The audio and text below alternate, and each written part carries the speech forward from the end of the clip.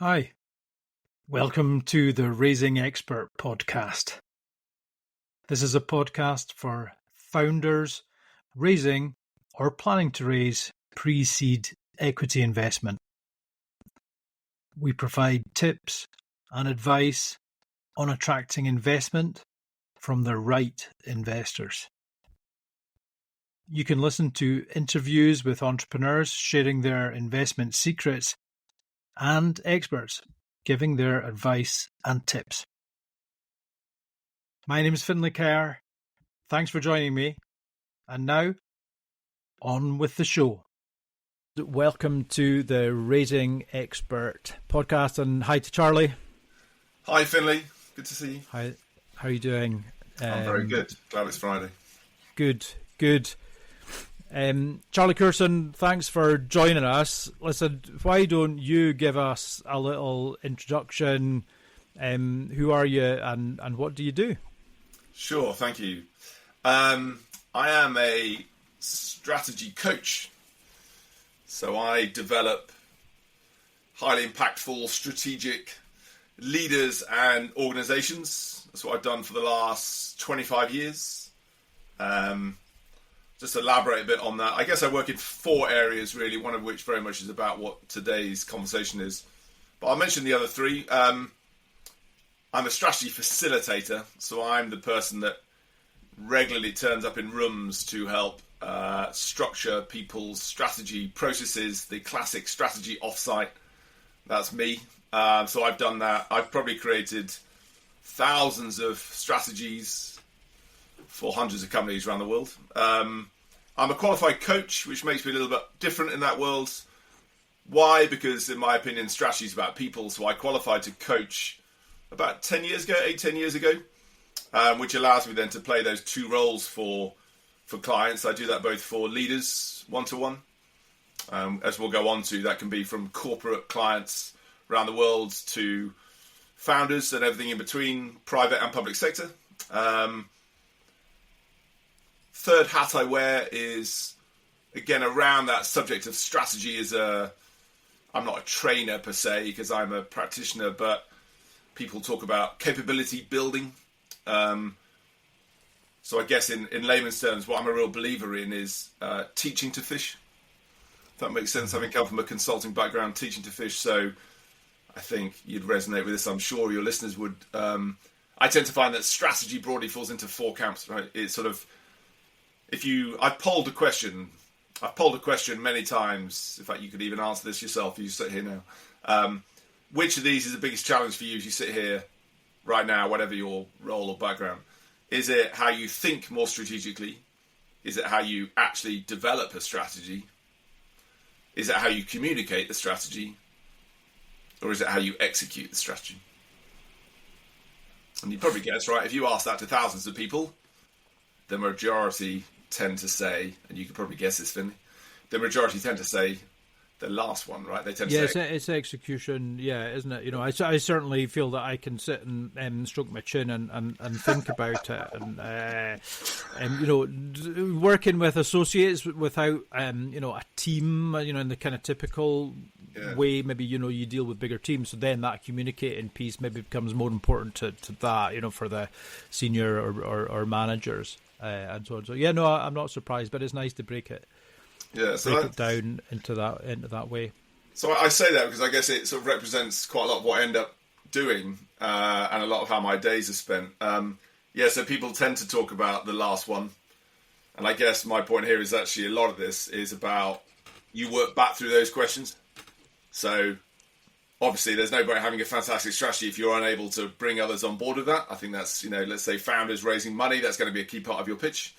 But that's true in a corporation, which I hear a lot of. You're talking to mid-senior level managers, leaders, how well do they really understand the broad strategy of the business? Often they don't. But track right back to what I really believe is, I can teach many people how you go through the steps of the process, as it were, and it's a very iterative process, but for those that like a process. But ultimately, you only really get success in this space if you know how to think that way too, right? Think and act strategically. We'll talk about that probably towards the end, but actually I've just finished writing my book actually on that subject. Fantastic. So about strategic thinking, and really actually as a coach, learning that a lot of that is taught, as it were, in a professional world, albeit is quite hard to access.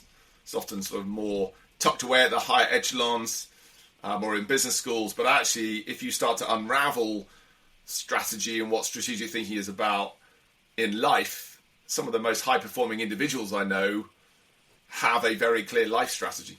So that's a bit what the book's about.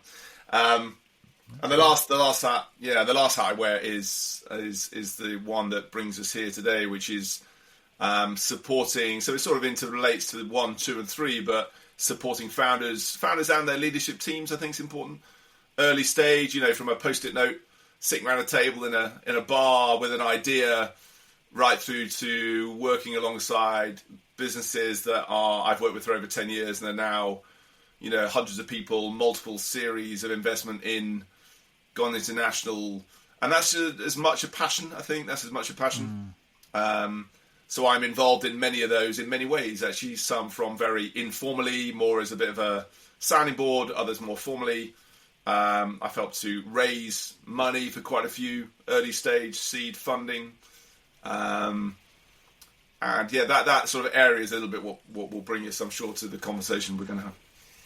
Yeah, no, for sure. We'll talk about that great piece of work, the Midlands Investment Forum, which I attended. Was it November 24, in Birmingham? And you're right. But what I like to do is sort of unpack the guests, their journey to where they are just now. I think there's usually some really interesting learnings there. And try and connect a little bit with my story. So, I'm interested in the coaching work that you do. And quite a long while ago, I realized that I was informally, like you, coaching other businesses and business owners around me, some competitors actually, as it happened, having done a business training. And actually where I did my formal coach training was in the sports domain, so I got to a fairly high level of ski instruction and coaching, and people kind of can be a little bit dismissive of that, but listen, if you can take people and help them develop in what's potentially a dangerous environment in a blizzard, right, in this fairly challenging environment, sitting here like this or in a training room or something is kind of easy in comparison. You just use the coaching sort of fundamentals. So I still refer to that quite a lot. And I think it's really nice to have other ways of helping people. And then you go to the coaching piece. So I really like that. But if you don't mind, let's go back a little bit of time. And often, to even see, what was your original training. Yeah. And from there, where did you go? And it's on an accelerated piece through. I think you said a 25-year career or whatever it is. Yeah. Can you unpack that for us a little bit, please, Charlie? Yeah, absolutely. I don't know really nowadays when you say it's unusual. I'm aware that even the time I've worked, what is normal or expected has changed fundamentally, right? That's true. So I guess the stepping stones through mine, just in a couple of minutes, would be I'm from a big family. I had lots of siblings. I remember my parents were divorced, but I remember a big argument with my older brother and my dad. My dad was a doctor. He was a doctor in the military, actually. When he left the military and he went into psychiatry. And I remember him and my older brother, classic elder sibling, charging the way, doing everything to annoy my father. And this whole argument they had about doing a vocational degree. And I remember thinking to myself, probably 5 years younger, just thinking, you know what, I'm going to avoid that argument. I'll just do a vocational degree. So I ended up doing engineering, which, I don't know, I still look back now. I've got kids, and with my own kids, I'm probably a lot more leaning towards follow your passions, do what you love, because I never really had that as a kid. Anyway, so I did engineering, I chose an engineering degree with a big management business slant, and I certainly excelled in the latter than the former. Right. Working out forces of a bridge just didn't quite float my boat. Whereas the stuff around business and management and strategy really caught my interest. I did what a lot of people do. I shipped off around the world for a year. I went to Southern Africa actually, and I bobbled around there, building up debt. Went on my own actually, which is probably something that shaped me rather a lot, I think. And I came back and I thought, what do I do? And I just didn't really know what to do, to be honest. And so, as people often joke about this, I thought, well, consulting probably would help grab some of those strands together. And so I applied back then, depending on your age, to Arthur Andersen. I joined Arthur Andersen's graduate scheme. Okay. I applied to their strategy. I applied to their strategy department, but I was so late applying. I actually applied with only 24 hours to go from their cut-off. I went in for an interview. Little did I know that actually they were doing the two interview days in one day. So I remember at lunchtime very clearly they called out names and they made it seem like it was the names being called out, but the ones leaving. And I went next door and they said, "Congratulations, you're through to round 2." So I did round 2. They offered me the job, and the guy said, "Look, I know you've applied to strategy, but there are no spaces in there. But if we put you into technology, then we'll move you." Mm-hmm. Little did I know that they were probably just saying that, right? So I was a little bit unusual because I sort of did that, and it was around the dot-com boom time. So our graduate group, so I ended up joining tech. So I had to learn to code and all sorts of things, which was good skills. Quite, sort of. Well, it was. I reflect on that now. It was a very useful grounding. It certainly wasn't my forte. And then I got shipped off to Imperial College to do a postgrad masters in computing. So they really were dialing this up, given that it wasn't what I asked to do. And kind of unusually, I guess, if you know that world, there are actually apparently 20 plus years on, the disciplines are largely the same, but I sort of traversed the disciplines and ended up in the strategy space eventually. But as you will probably know, Finlay, because you're of a similar age to me, Arthur Andersen rather famously went boom with the Enron disaster. So for those who don't know this, you could Google Enron and you'll quickly find out the story. There's a lot documented about it, yes. Exactly, including a theatre production, which I went to watch once. And I ended up at Deloitte, and that was a good experience. But again, I was, as one partner said to me, I was a round peg in a square hole. And I remember actually one day going to submit, I don't mean to sound cynical, but it was hundreds, no, not even 100, it was probably millions of pounds worth of PowerPoint slide. That's what it felt to me, to a very senior figure. And I was very junior in the team, and I remember turning to one of the partners as we left and asking whether the client would ever read it, and he said probably not, which is a fair enough remark, but I remember it landed with me, and I resigned actually not long after, and I went and joined a brilliant business called the Foundation, and the Foundation at the time were based on Carnaby Street, and they're still going today. They are fiercely independent, and I was very proud of that. We would sometimes find ourselves competing against the likes of McKinsey and others. In fact, we famously beat them to one project, which was fantastic. Oh, right. That's nice on the CV. It was, exactly. And that was brilliant. I absolutely loved that. I learned huge amounts. I think I sort of learnt a lot of what formed my latest career in that experience, working with the brilliant Charlie Dawson at the Foundation. So we're a little bit of a sort of consultancy meets agency. If you know the advertising world at all, in fact, we often partnered with some of the advertisers. The really upfront part around the insight, what I kind of discovered really was the strategy, right? The strategic conversations. And I loved it. And I worked with some really big clients, your Volkswagens, your Audis in this world, your Visas, your McDonald's, people like that. Mostly private sector, some public, mostly large corporates, but also a few charities and social enterprises. The point being, I didn't become a sector specialist at all. It was much more about the discipline of the strategy, but that's actually what got me into coaching, because I started to work alongside other people in other worlds, such as some of the Olympic rowers. We were coached by someone who was a former Royal Marine, probably the military connection to myself and my father. And so that was what, to my introduction, got me into coaching and sort of opening my eyes to coaching. I see. So I went, I probably then went, and eventually I went sort of independent. I lived my life in chapters a bit. I'm one of those people who sort of... I've done the same. Sort of chapter view of the world. Sort of you do a stint, you just suddenly decide, right, I'm done with that chapter, time to move on. So I decided, I think I was leaving London around that time, and I just I'm compressing a longer period of time, but sort of made the move out out of London, out of that world, and went independent.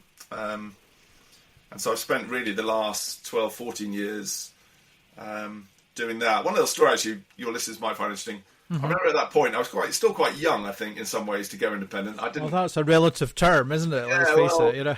I guess it was the comment I kept hearing. I guess I kept being told that. But I remember, having just written this book, a lot of these memories and stories I've had to sort of dig into. But one I remember really well, especially linked to the sort of world of founders and startups and entrepreneurs, was the brilliant Simon Devonshire. I believe it's now Simon Devonshire OBE, if not CB. But Simon Devonshire, I went to see, he was a client at the time with O2, and he was unusual at O2 because he was very senior, but he also was very openly involved in lots of other businesses. Right, that's a bit unusual. Might be, and I remember chatting to Simon about the fact that I was thinking of leaving, I was leaving, and what advice might he have, and amongst many other things, he told me to, he said, if you're not sure what you want to do, he said, fill your basket. He said, just for the next few years, fill your basket, say yes to everything. And I said, I said, well, when do I know when to stop? He said, you will just know. He said, you will reach a point where you will suddenly one day realise that your basket is full, and then you will start to take things out of your basket, and what you're left with is probably what you have a real passion and interest about. And I must admit, I'm always very grateful to Simon, because that's sort of how my career played out over the following decade or so. That's cool. You took your basket and off you went. Yeah, exactly. It probably took a bit longer, but it did mean there's some great stuff, isn't there? Actually, as a coach, I find myself often helping people to say no to things. In this case, it was a case of saying yes very deliberately. Yes, and then exactly. That's cool. But it led to some amazing experiences, and actually, in many ways, led to me discovering a lot more about what strategy looks and feels like in practice, and facilitating all over the world. But it also opened doors to a lot of startups and scale-ups and early-stage businesses, and the investor world, actually, as a result of just putting myself out there and just seeing what I discovered.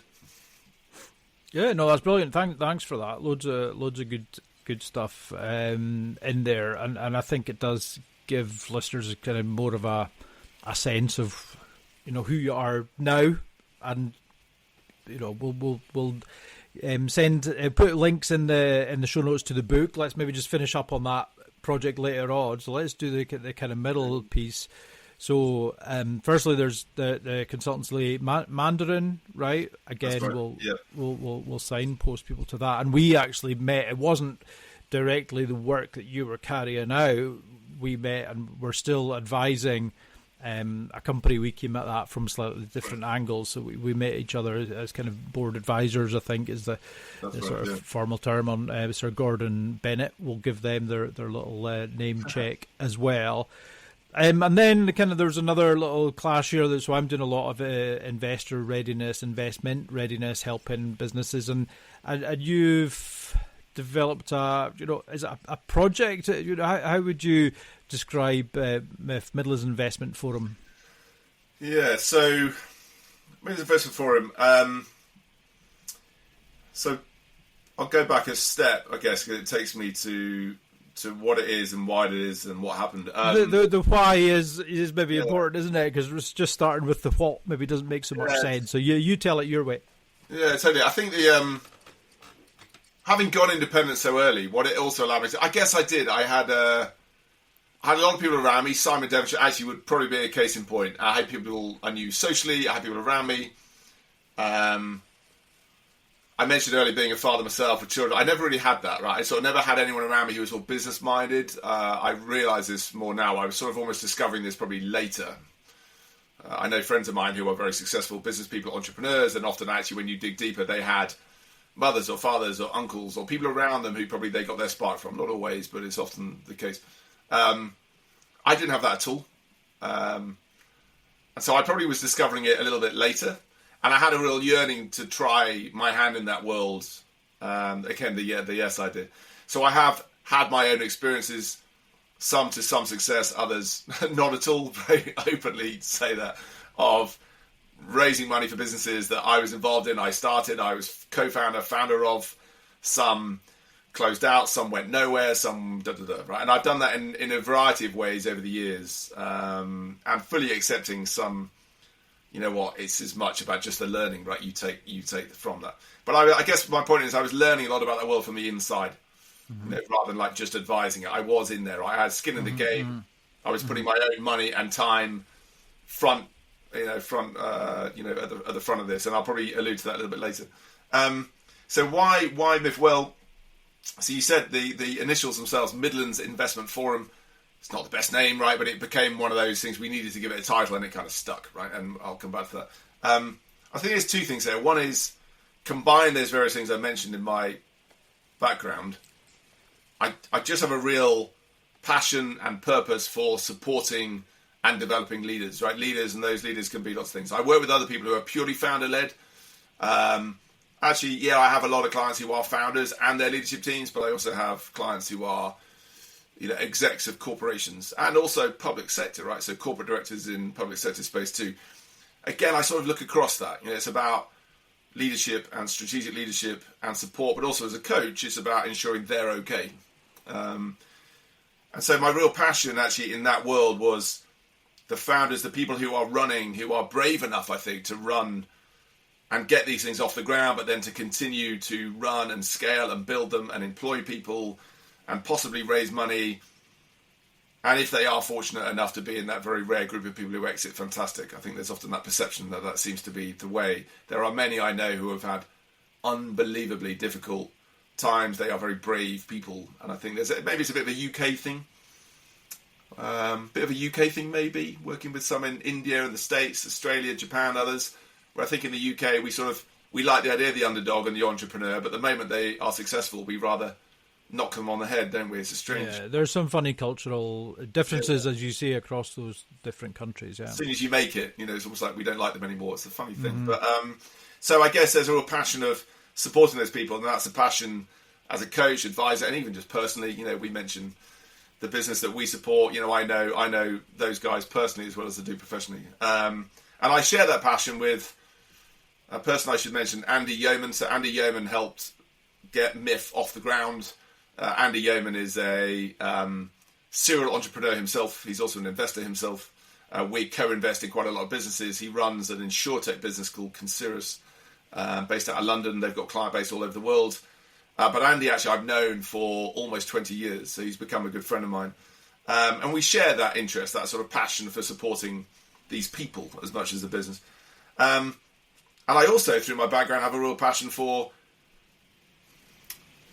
Maybe at times it can be a little bit of a crazy kamikaze thing to do, but I facilitate a lot, right? A lot of my work is bringing people together, facilitating conversations, different conversations. I run a lot of workshops, whether it's innovation, problem solving, strategy, whatever it happens to be. And I really enjoy the experience of bringing different people together from different backgrounds, different perspectives, different opinions, different people who probably wouldn't normally even... The unexpected synergy is what I love, Yeah. Great expression. And even actually within a larger company, actually even mid-size, even sometimes very small, you can sometimes just help to create a conversation that wouldn't normally happen. Listening skills, listening to the problem. Are we aligned?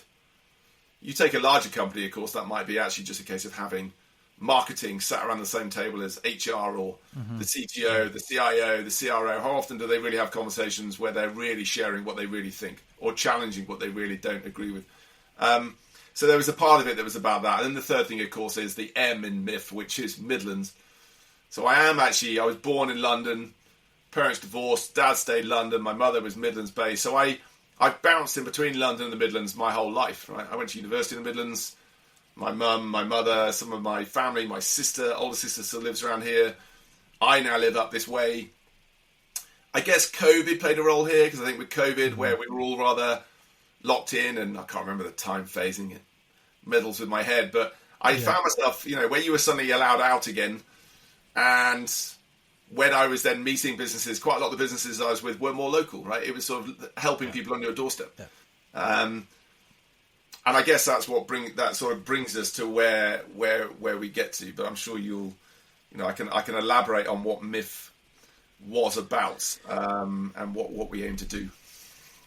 Yeah, so maybe just in very practical terms, and so I attended the event. It's very familiar territory for me, in that I run similar events up and down the country, but for those that maybe haven't got an awareness of that, what did that actually look like? How would you describe it? What the core of it? Yeah, so the core of it was about bringing together some of those disparate stakeholders, if I can use that term.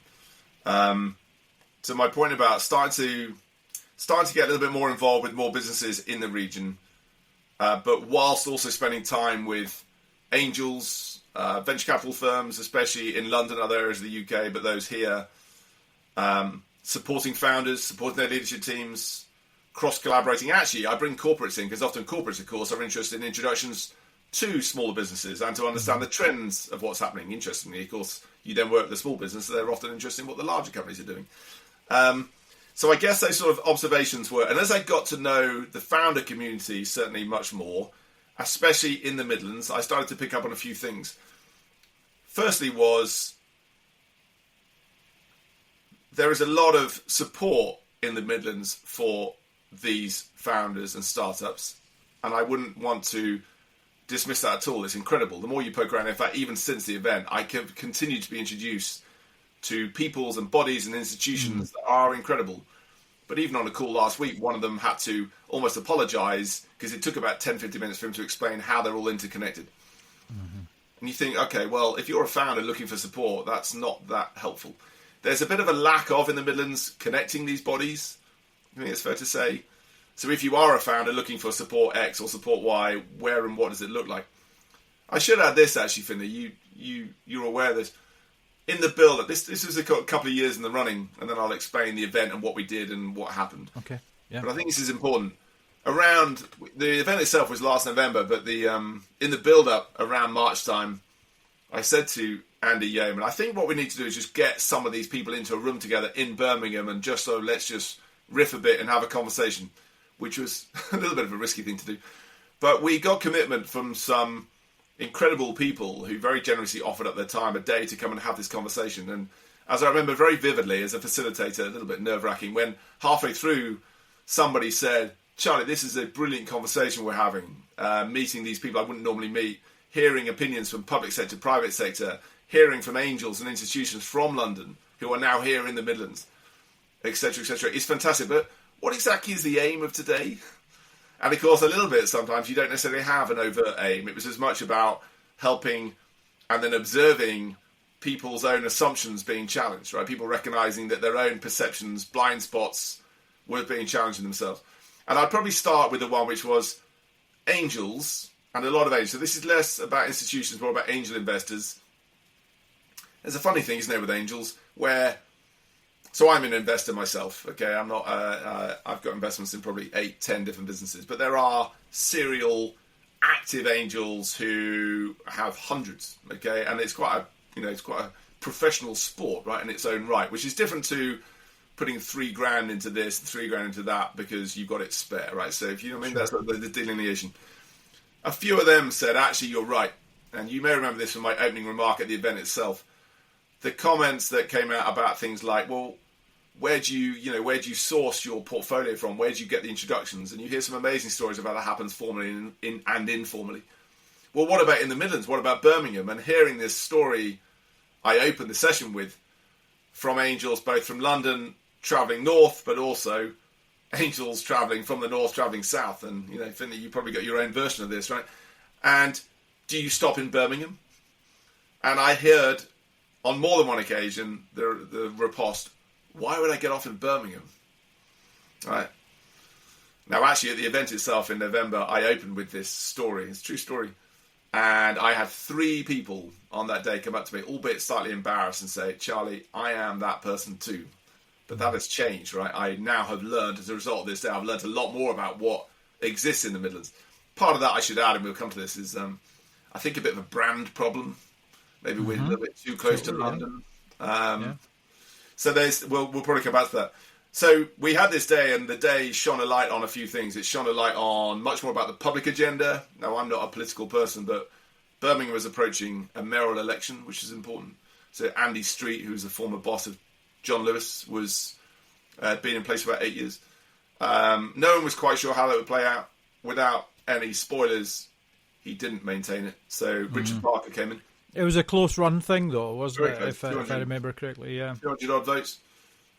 So Richard Parker came in, and I should add he was a big supporter of the event we ran. So actually we did get Richard Parker's support, the Mayor Richard Parker, for the event we ran, which is great. But we didn't want to do it as a political thing. It was just being aware of public policy, but also how this might feed back. So you've got a few different groups. You've got the angels from sort of outside the region and raising their own awareness of actually what this region, what the Midlands regions is famous for, what exists here. That was an important part. Actually, kind of not quite by plan, but as I got more involved in this over a couple of years, I got to meet more angels from within the region. And of course, you start to discover that there are a lot of them. You know, some of them are in syndicates, some of them are more probably hobbyists, some are really professional, some are very well known. But again, who's orchestrating them? You know, and there's a lot of interest in helping to orchestrate them. Angels love to meet angels. So they are really keen to meet other angels within the region. They're also very keen to meet other angels from outside the region. And you see how that starts to play out. So already you've got a real appetite just simply to make that happen. You've got the supporting ecosystem.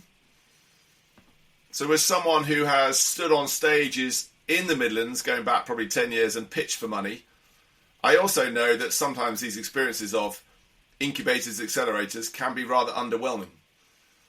Now, actually, in this region, at last count, and I'll be challenged on this, I'm sure, but I heard various numbers, but I think, depending on how you define the region, which, by the way, is another problem in itself, because you have West Midlands and East Midlands, and if you're the outsider looking in, you don't really care, right? You don't know where the boundary is either.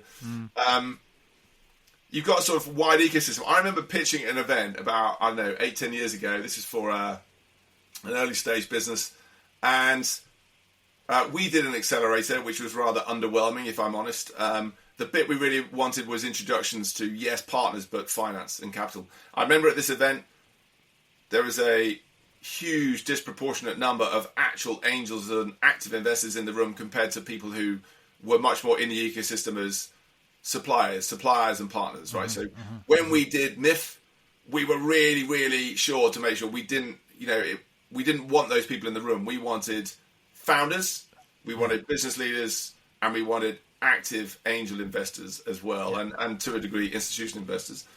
So I think that's really important. And of course the founders themselves. So here I should mention a brilliant guy, and again we'll share details. So a guy called John Cook. So John Cook actually is based in the region. John Cook, I don't know how to best describe John Cook's actual role, but he was our connector into some of the amazing universities and supporting programs in the region. So often this term spin out is used. There is an incredible number of brilliant universities in the region. And it's quite a concentration, isn't it? It really is. And, I echo I think John did a great job during that event, and obviously a lot of event prior to it to give you that pipeline of the pitching businesses, for sure. Exactly. So that's, so, and I should probably say, so the actual event itself, to your question, so we shaped the event, we had 65 people attend, which amazed us, right? We were right up to capacity. And they were a mixture of those people, which was in itself amazing. In fact, I think Andy Yeoman, one of our sort of silent objectives, I think that we said, was that you should meet someone today who you realise you should already know. That's nice, Yeah, and actually he asked that question again in the closing remarks with a show of hands, and it was unanimous, right? People realised that that's exactly true, so that was successful. The actual shape of the day itself, maybe interesting to just quickly hear, was...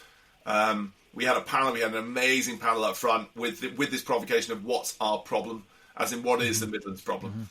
And we had a wonderful panel, great panelist actually to compare David Davis, he of journalism. He was good. He was good fun, yeah. ITV fame, yeah. So actually, and he helped from some of the sort of political side as well. So I think anyone looking to replicate this sort of thing, I think that was very helpful. He was very useful for connecting into more the political landscape.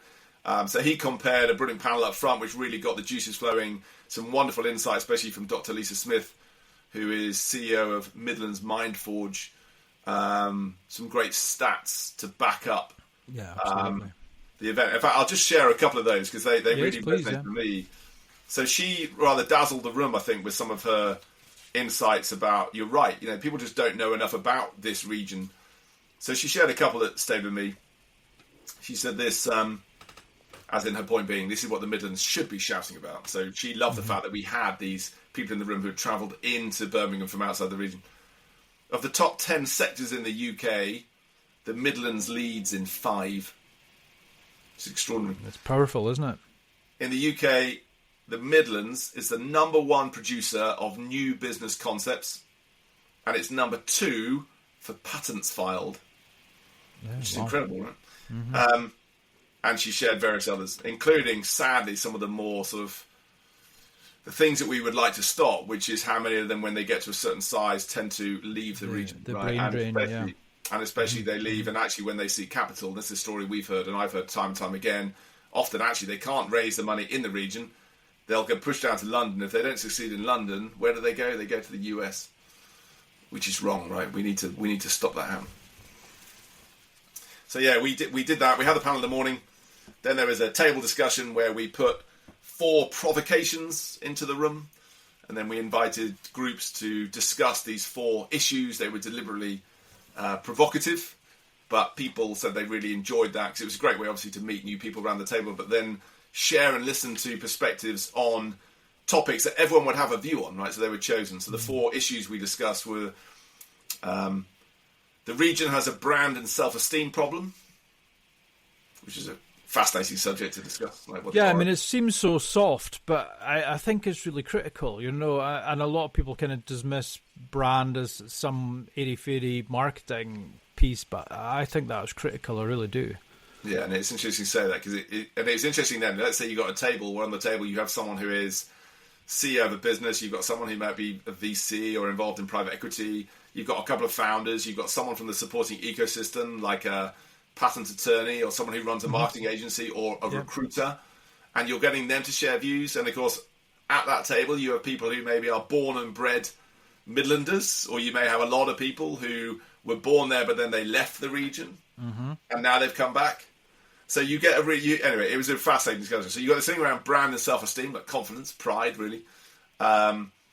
You've got second one, which is about losing talent and struggling to retain talent. So it was good to get some facts and some sort of counter facts, right, to that, like how much of that is perceived. Third one was the point around angel investors, how limited is the angel sort of investor network and support in the region, which again was useful to separate fact from fiction, to get some reality on the table. And the other was about, quite simply, limited access to capital for scaling businesses, which was a universal, yes, it does. And then, as you've already referred to, the afternoon was a pitch event where John Cook selected 9 fabulous businesses from not all universities. I think it was perception they were all university based, but we deliberately chose them with a range of, to use the phrase probably relevant to your listeners, ticket size, right? So we had quite a deliberate range of ticket sizes, from I think sort of 250, 500 lowest up to 15 mil at the top, which is high, right? But we did have people in the room who were also sort of private equity and things like that. And also deliberately from a range of sectors which people weren't expecting. In fact, one of our most prolific angels from London, who I've known for many years, he commented, he said, he's a serial investor, and he said, I've heard thousands of pitches over my 25, 30 years of doing this.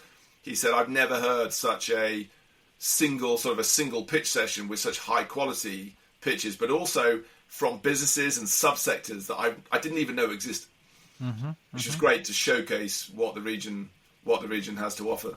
And I should add, actually, on that, even at the end of the session, we had over 100 expressions of interest for investment and support, and that number has continued to rise. That's a really high outcome from an audience of 65, isn't it? So that I think you did a great job there of focusing on active investors and not too many intermediaries, to get that sort of outcome. So that's great. I'll give you my piece, and you've heard me this. I made the point on the day, and I've said this to you a couple of times. It was really interesting looking at this from a Scottish viewpoint. So, as you know, I spent a little bit of time as an economic development officer in local government, and that was one of my chapters, but it was a really interesting chapter in my career, 7.5 years. So I was often in these forums as, the council guy, right? And there was maybe a few of us, and people had a perception of that. I'd obviously come from being an entrepreneur and dropping into this world. Not everyone always realised that. They put you in a pigeonhole. It's the guy from the council, thinking that you've got no idea of what private industry is all about. So that was a really kind of fairly unique viewpoint. And we found ourselves sometimes in these situations. Sometimes we were the driver, actually, which was quite unusual, of that ecosystem. And it was a term that we were using, which wasn't, an entrepreneurial ecosystem, which wasn't so commonly used. I'm going back to 2012. And we were trying to get all these different players. So the National Economic Development Agency, the regional players, the universities, business schools, private and other public sector organisations, and the third sector, which was important. And you had a great slide with the cogs, right, to represent that ecosystem. And I'm not trying to be provocative at all, because I don't really know what the grease is that's needed to make sure that they are joined and they're actually doing the job that cogs are meant to do. And then it's something, and maybe it's MIF, maybe it's this project or organisation that you've kind of created to say, okay, get everyone in the room. What is the objective? Well, let's just get everyone in the room and see what happens, right? And then, so maybe that is the grease to get the cogs working. And, Scotland suffered from exactly some of the same problems that you're talking about in the Midlands. Maybe there was actually some of the weaknesses became better strengths. So it's a clear geography. There's the border, right? So that's the geography we're talking about. Your Midlands, it was like, right, okay, how far east are we talking about here? That was an issue. But there's the same sort of mindset in that, right, let's, hunker down here and solve our problems. It's a longer road to London, and it was a clear path. There wasn't the capital to do the deals in Scotland. So Scottish Government made a real explicit play to say, right, let's stop that. Let's try and do the deals in Scotland. You're right, by being a bit closer to London, it's like maybe, it's easier for people to nip down half a day to go and raise capital or whatever. But yeah, it's interesting now, isn't it, that I think you've got all the players there. What is the catalyst or the grease or whatever it is that they do it? So I'll put it back to you and say, well, what is next? Is it just another similar event this year in November, or what are you thinking? So, yeah, you mentioned sort of this idea of the cogs and the grease, right? So obviously there's a part of the grease which is funding, and directing the funding. Now that funding, there is we have since discovered that I mentioned earlier about some of the bodies and people I've spoken to since. And we don't want to tread on toes, but there's also a degree of just making stuff happen, right? And there were some people who were slightly annoyed that we trod into their turf and their patch. And okay, so we've apologised, we've moved on, right? But actually, it's in the right. The intent is, I like to think the intent is a good one. It is ultimately about growth, right? It's about building the economy, getting these businesses to thrive. So it is the cogs is important. So there is a funding side, actually funding from. So we were. At the event itself, we had sponsorship from foresters, who are patent attorneys. Because, of course, if you think about it, it's in their interest, right? It's helpful for them. It makes total sense. And there are many, many others. So we've had a lot more expressions of interest about sponsoring future events since doing the first one, often the way, right? We also discovered that there were pots of money available with various other bodies where, as someone said, this is amazing, you've just done my job. So if we do a future event... Slightly awkward moment, but, let's see how we can do that. But in some ways, that's sort of... And so, again, without getting into detail now about names and bodies, whatever, part of that was, the intent is good, fantastic. So actually, we're the grease. We're starting to work out what that grease looks like and where that goes. Obviously, I know this as a facilitator as much as anybody. Let's not have a talking shop, right? What matters is action. So with action comes a degree of accountability. Now, Andy Yeoman and I, we were supported brilliantly by, I mentioned David Davis and John Cook. There was also a guy called Mike Kelly, who just seems to know everybody in the Midlands. And everyone always says about Mike. You need those guys. He is, yeah. And everyone always says about Mike. I think you got 7 a day, actually. He's just the nicest person you'll ever meet. Again, he did it all just paying it forward, right? And another was Craig McVoy. Craig McVoy runs a brilliant business called Turnkey, whose focus is to help get early stage startups to scale up and beyond. And all these people were willing to kind of, donate their time and their effort, their energy. And I think it's important. So a little bit of the grease is harnessing that and keeping going. So there's an accountability from not just us, and we are proceeding, and I will tell you in a moment what our plans are next. But of course, you could argue, well, there's accountability from all 65 people in the room. I have this doing a lot of team coaching, right? Actually, what are you going to all do? Don't look at your boss or each other to do it. What are you all going to do? What do you leave this room and say we'll commit to? And there has been some wonderful things already happening. Someone spoke to me just the other day, and they said after the event, even though probably they're more in the ecosystem, they said they systematically have gone around and gone to meet all 9 of the founders who pitched on that day, which is incredible, right? Just to see if they can help at all. And if you magnify that by, even if a third of the people did that, you would like to think that starts to lead to things happening. I know of some great connections that have been made, smaller businesses being connected to large corporations, or to maybe they do need a leapfrog into venture capital. So that's all happening. The big things next, was there a desire to do this again? Absolutely, universally. Is it our role? Not all of it is our role. Some of this was kind of already happening, like I said, so we didn't want to tread on toes. But that's, if nothing else, if it's helped make those connections, we're aware of them, they're aware of us, fantastic. That helps us to be more focused. Our focus is definitely going to be on scale-ups more than it is early stage. There's quite a lot of support for early stage. Mm-hmm. Exactly which sectors and spaces is being discussed at the moment. What we are definitely going to do is this. We are taking MIF on the road. So one of the sort of easier things to do, I say easy, it's still got to be done, is we are running a version of MIF in London on March the 26th.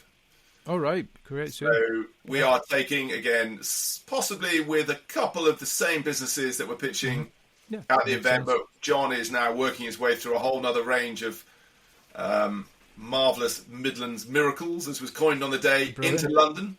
So we're going to be running a similar event in London with a whole load of, again, focused on angels really, but there may be a few institutional investors in the room too. So we're just that's in play at the moment.